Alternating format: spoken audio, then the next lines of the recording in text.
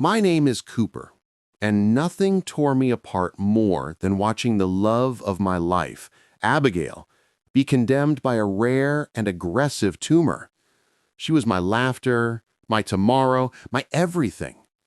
But suddenly, our forever turned into a cruel countdown. And what hurt me the most was my helplessness. I could give her the world, except for what truly mattered, the chance to live. I had never seen her so vulnerable. Never. There she was, sitting in the chemotherapy chair, Abigail, tiny against the hum of the machines trying to fight her. But in my eyes, she was still gigantic.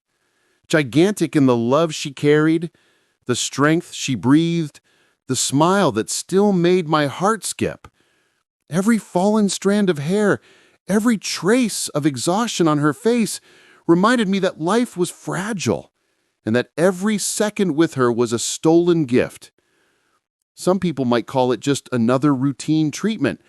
I called it stolen moments of time, small seconds where it was only the two of us and nothing else mattered.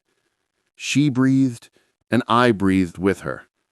Every heartbeat of hers was my favorite song. Even in her weakness, I could feel the passion and intensity of our love pulsing silently, constantly, reminding me of what truly mattered.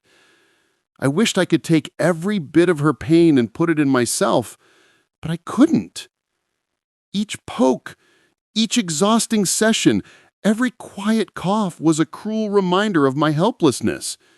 And every second that passed, the countdown continued, silent and relentless, and our love became more urgent, more profound, more desperate. I held her hands as if I could transfer strength, love, and life, even knowing that none of it could change reality. Abigail looked at me, trying to smile despite the fatigue, and whispered, "If you cry, I'll stop smiling, you know." I managed a weak smile, fighting back the tears. "I'll never let you give up. Never." Our eyes locked for a moment that felt eternal. Every blink, every breath, every touch carried love and a silent promise. It was as if in that instant we existed in a world where only the two of us mattered. The slow drip of the IV, the beeps of the monitors, it all felt like the heartbeat of a giant life synchronized with hers. My hands kept caring, touching, protecting.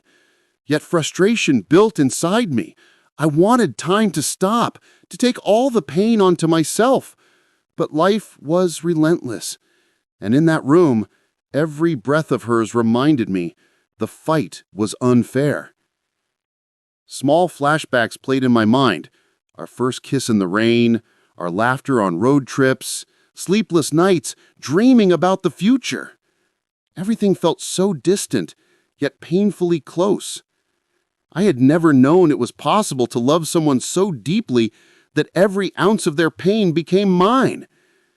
And as the countdown continued, I could only stay there, holding her hand, breathing with her, trying to make every second count forever. I'll never forget the day I met Abigail. A mutual friend introduced us at a casual dinner, surrounded by laughter and the aroma of home-cooked food. There she was, laughing with a spontaneity that lit up the entire room. I froze, completely captivated by that smile, as if it had been made just for me. In that instant, something inside me awoke, a feeling I'd never experienced before, the certainty that my life would never be the same. That very night, I got her contact information, carefully scribbled on a napkin, and couldn't wait to send the first message. Every word I typed trembled with both excitement and nervousness.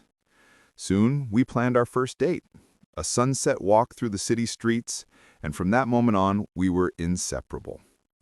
5 months later, we were already completely devoted to each other, and now, 10 years into our marriage, I can still recall every small moment that brought us here. Lazy Sunday mornings, impromptu dinners, whispered plans late at night. Every detail may have seemed simple, but it was what made our love so unique and unforgettable. Abigail had a presence that filled every space she entered. Every word was music, every gesture balanced strength and lightness. I remember our eyes meeting that night at dinner, and the world seemed to disappear around us. It was as if only the two of us existed, in a universe where nothing else could reach us. In that gaze, I felt a connection so deep, I still can't explain it. During our early dates, we discovered small affinities that felt minor at first, but soon became enormous. Shared tastes in books and movies, laughter that fit perfectly together, dreams that complemented one another. Every conversation took me deeper into her soul, and with each moment I lost myself in a sea of charm and passion. Abigail was not just beautiful, she was intense, real, and utterly unforgettable. I remember the first time I truly touched her, a timid brush of her hand that sent sparks through me. With every caring gesture, every smile she offered me, my heart raced uncontrollably. I knew I was falling in love in a way that had no return. And yet, there was a pure, almost innocent joy that made us laugh at everything, even the simplest things. Days turned into weeks, and every moment together felt like a tiny eternity. Sunset walks, endless cups of coffee, conversations about the future that now seemed both so near and so far. I was completely surrendered to her, and she seemed to feel the same. There was passion, there was connection, there was a silent promise that no matter what happened, we would face it together. Even now, watching Abigail sit in a chemotherapy chair, these memories give me strength. It's this intense love that keeps me here, holding her hand, breathing with her, and making every second count. Even after Abigail's diagnosis, we decided that every single moment together would count more than any fear or pain. No matter how cruel the disease was, our love would keep blossoming. We planned small trips to the countryside, evening walks through Central Park, and candlelit dinners at our favorite diner in New York. Every smile she gave me was a victory. Every shared glance reminded us we were facing this battle together, side by side, against something bigger than ourselves. On the good days, we'd stroll hand in hand through the park, laughing at everything and nothing at all. Abigail, even when tired, would try to keep smiling, and I couldn't help but get lost in that spark. Every gesture, every touch, every word carried an intensity only the awareness of life's fragility could bring. It was love at its purest form, urgent, desperate, and beautiful. But the disease didn't rest, and soon the good days became rare. Exhausting chemotherapy sessions, sleepless nights, silent pains that Abigail tried to hide so she wouldn't worry me. I was there, holding her hand, wiping hidden tears, whispering promises we knew might never be fulfilled. Helplessness consumed me, yet our love kept growing through every struggle. During our trips, every sunset, every meal shared, every laugh felt like music. I committed every detail to memory, knowing that memories would be our only shield against the approaching pain. Abigail laughed even when hurt, trying to protect me from her own sadness. It was impossible not to be in awe of her strength, even as reality reminded us that every moment together was precious and fleeting. There were silent moments when we just looked at each other, communicating love without words. I would touch her face, feel her shallow breathing, and yet that spark of life left me breathless. Every touch was a silent prayer, every smile a miracle. And even knowing that time was against us, we made every second together unforgettable, leaving marks on each other's hearts that would never fade. And so, between laughter and tears, we learned to love until the very end. Every trip, every conversation, every act of care became more precious, more urgent. I knew the countdown didn't forgive, but I also knew that our love could never be erased. Holding her hand, breathing with her, I felt certain that even amidst pain, we could write a story together that transcended life itself. The day finally came when the fight could no longer be won. Abigail lay in the hospital bed, fragile and pale, yet her eyes still held that spark I had fallen in love with years ago. I sat beside her, holding her hand as if I could transfer all my strength to her. Every breath she took seemed both miraculous and painfully fleeting, and I felt the weight of time pressing down on us. She smiled weakly, her hand trembling in mine. "I'm scared," she whispered, and I felt a lump form in my throat. "I know, love," I said softly, brushing her hair back, "but I'm here, always." Every word I spoke was a promise and a prayer, and though the tears burned my eyes, I couldn't let them see my despair. I had to be her anchor until the very end. Memories flashed before my eyes, our first dinner, our trips across the East Coast, lazy Sunday mornings, quiet nights dreaming together. Each memory was a treasure, a reminder of a love that had survived everything life threw at us. And now, as the machines beeped softly around us, each moment felt more precious than ever, more urgent than any words could capture. I tried to laugh with her, to ease the fear, but the room was heavy with inevitability. I whispered silly stories, held her close, and kissed her hand again and again. Every small gesture became a lifetime in itself. Even in weakness, she radiated strength and love, and I clung to that with every ounce of me.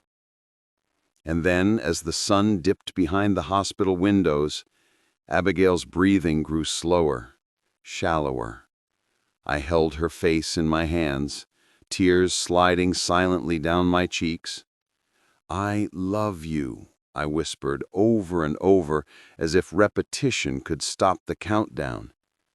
Her eyes met mine, filled with love and trust, and she smiled one last time. That smile, it would stay with me forever. When she was gone, the world felt impossibly silent. I sat there clutching her hand that had grown cold, feeling the absence of the most vibrant presence I had ever known. But even in that unbearable pain, I knew one thing. Our love had been real, all-consuming, and eternal. And though life had taken her from me, the story we wrote together would never fade. After Abigail passed, I sank into a darkness I didn't know I could inhabit. The world continued around me, but I no longer belonged in it. I stopped answering calls, avoided friends, even family. The only thing I did consistently was show up at work, going through the motions with a hollow gaze, the pity in people's eyes cutting deeper than any words could. Nights were the worst. I drank to numb the ache, to silence the memories that flooded in relentlessly. The apartment we shared felt unbearably empty, each corner echoing with her absence. I wandered from room to room, searching for traces of her as if finding them could somehow bring her back. I couldn't sleep, couldn't eat, couldn't summon the energy to live the life we had once dreamed of. The world outside felt distant, gray, and meaningless. Every laugh I heard, every celebration I saw, felt like a reminder that Abigail wasn't there to share it, and I couldn't bear it. Work became my lifeline, though even that was hollow. People looked at me with sympathy, and I hated their pity as much as I craved it. Sitting at my desk, pretending to care about emails and meetings, I felt nothing. Each day was a monotonous battle to exist without collapsing completely. I tried to convince myself that time would heal, that I would find a way to move forward, but each morning brought the same crushing weight. The love of my life was gone, and the life we had built together had been stolen from me. I wandered through the days like a ghost, haunted by memories too vivid to escape. Yet even in this darkness, a small, stubborn part of me remembered her strength. And though I couldn't see it yet, I knew, somehow, that Abigail's love had left a mark on me that even despair could not erase. It was faint, fragile, but it existed, and it was enough, just barely enough, to keep me breathing. Slowly, as weeks turned into months, life began to pierce the gray fog that had consumed me. It started with small things, a song on the radio that reminded me of her laugh, a familiar street corner where we had once held hands, a friend daring to check in despite my silence. Each tiny moment felt like a lifeline, fragile but undeniable. I began to leave the apartment for brief walks, retracing the paths Abigail and I had loved. Central Park in the early morning, the quiet hum of the city, even the smell of fresh coffee from our favorite diner. It all nudged me back into existence, one careful step at a time. I wasn't healed, not even close, but I was moving, and movement mattered. Memories of Abigail were bittersweet. I laughed at her jokes again, whispered her favorite lines to myself, and slowly started talking to her in my mind as if she were still beside me, guiding me. It was both comforting and painful, but I realized that these memories didn't chain me. They were a bridge, leading me back to life. At work, I began to notice the world again. The pity in people's eyes gradually shifted to genuine interaction. Colleagues smiled, friends reached out, and for the first time in months, I responded. It was awkward, hesitant, and uncomfortable, but it was real. And for someone like me, still raw from loss, real was enough. I started small rituals, little acts of remembrance that gave me purpose. Visiting a park bench where we once watched the sunset, leaving flowers at our favorite cafe, writing letters I would never send. Each act was a thread, slowly weaving me back into the fabric of the world Abigail had loved so much. And though grief was still my constant companion, it became less suffocating. It softened into a quiet presence, reminding me of what had been and what I could carry forward. Abigail's love remained my compass, and with it I realized that even after the darkest nights, there could be glimpses of light.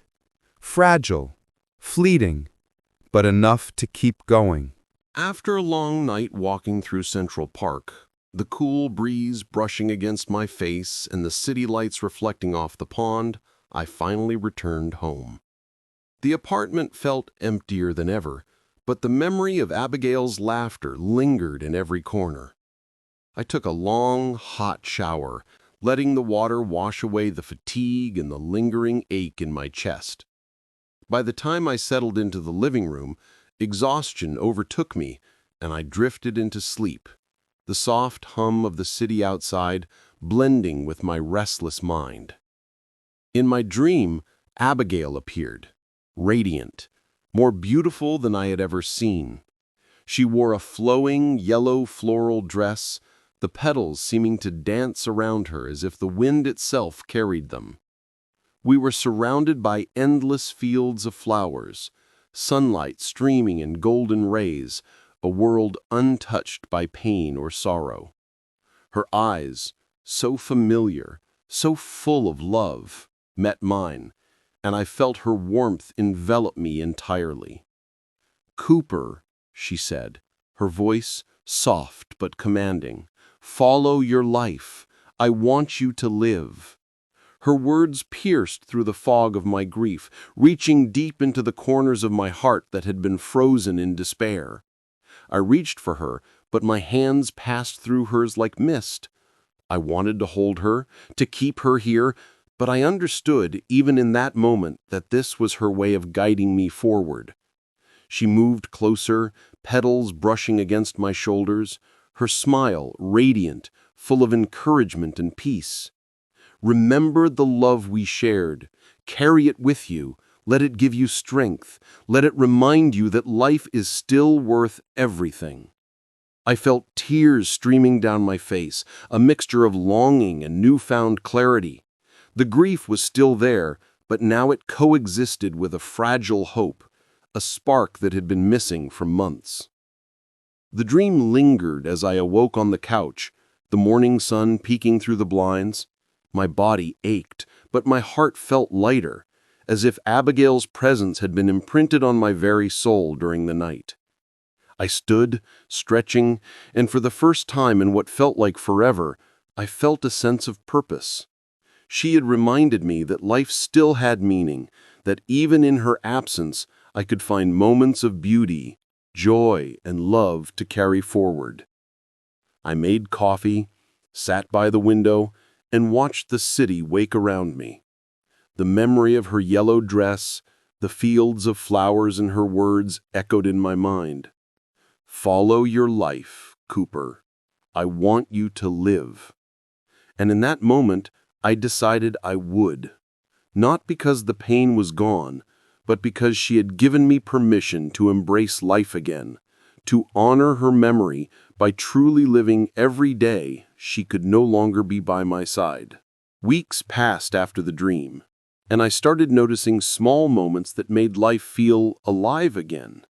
A child's laughter echoing through the park, the smell of fresh coffee drifting from the cafe downstairs, a stranger's smile on the subway. It was as if the world was gently nudging me back into existence. I realized that even in the absence of Abigail, there were fragments of beauty waiting to be embraced. One evening, while walking through a quiet neighborhood, I stumbled upon a small community garden, bursting with flowers and life.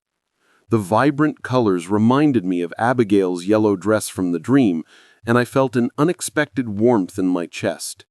Kneeling to touch the petals, I whispered to her memory, thanking her for showing me that life could still hold moments worth living for. I started reconnecting with a few old friends, people I had shut out during my darkest days. We shared stories, laughter, and even tears, but every interaction reminded me that human connection was a thread that could stitch me back together. Slowly, I began to feel less like a ghost and more like a man capable of experiencing joy again, even if tinged with sorrow. At work, I noticed myself paying attention to the details I had once overlooked: a colleague's nervous excitement, the satisfaction of a completed task, the camaraderie of shared challenges. Life was happening all around me, and for the first time in months, I felt like I could participate rather than merely exist. One night, after another long walk in Central Park, I paused on a bridge overlooking the pond, watching the reflection of the city lights dance across the water. I could almost feel Abigail beside me, her hand brushing mine, whispering encouragement. And I smiled, realizing that hope, fragile and fleeting as it was, could still exist in the wake of loss.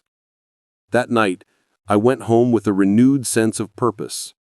Abigail had taught me that love doesn't end with death. It transforms into memory, strength, and hope. And though the pain of her absence remained, it no longer ruled me. I was beginning to live again, carrying her light within me, ready to embrace the world she had wanted me to experience. Months had passed, and life was no longer a gray shadow over me. I had learned to carry Abigail in my heart with every step I took, letting her memory guide me rather than trap me in sorrow. The pain of her absence remained, but it was no longer paralyzing. It had transformed into a quiet strength, a reminder of the love that had shaped me forever. I found myself exploring the city with new eyes, noticing the small miracles that had once gone unnoticed: street performers dancing under the lights, the aroma of fresh bread from the corner bakery, neighbors greeting each other with smiles. Each moment was a thread weaving me back into the tapestry of life, and I realized that Abigail's love had taught me to see it all with gratitude. One evening, I returned to the community garden I had discovered months ago. The flowers were in full bloom, colors brighter than I had remembered. I knelt among them, whispering to Abigail, thanking her for everything: her love, her courage, her guidance. And in that moment, I felt a gentle breeze, as if she were telling me, "This is your life now. Live it fully, Cooper."